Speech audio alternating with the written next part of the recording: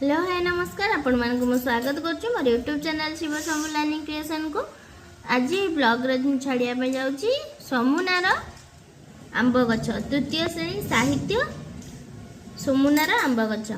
खरा दिन अजा घर को आसीथिले साथी रे पाचिला आंब आनीथिले।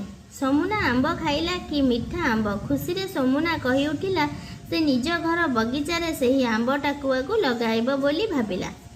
समुना बगीचा को गला गोटे जगार माटी खोली गात कला से टाकुआ को पोती पानी देला। एणिकी से प्रतिदिन सकाळु उठी से ही जगह को सफा करी पानी देला।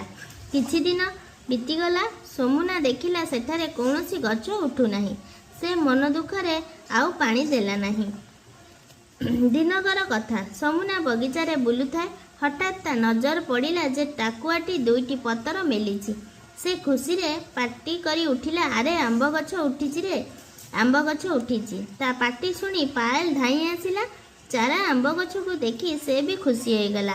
दुई जण जाक हाथ धरा धरी होई घेराई नाची गले। सेतिकी बेलकु बापा सेठारे आसी पहुँची गले।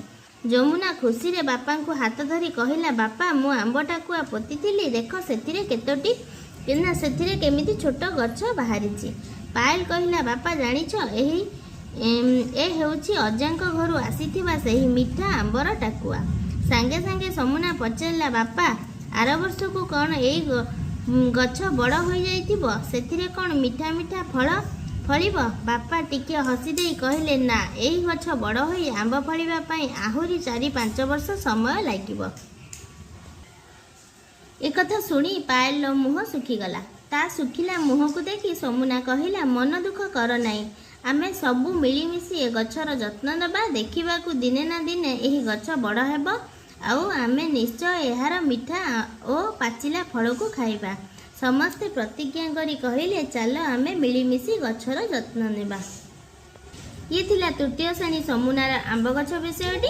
कुनी कुनी पिला मानकु तृतीय श्रेणी साहित्य समुनार आंब गछ विषयटी को प्रथमे मुहरे पढ़ाइबे, तापरे प्रश्न उत्तर नेक्स्ट ब्लॉग रे। जदि आपण मानकु मोर चैनल टी भल लागुची ताल चैनल टी को लाइक सब्सक्राइब शेयर करिया को भूलिबे नहीं। रहउची नमस्कार।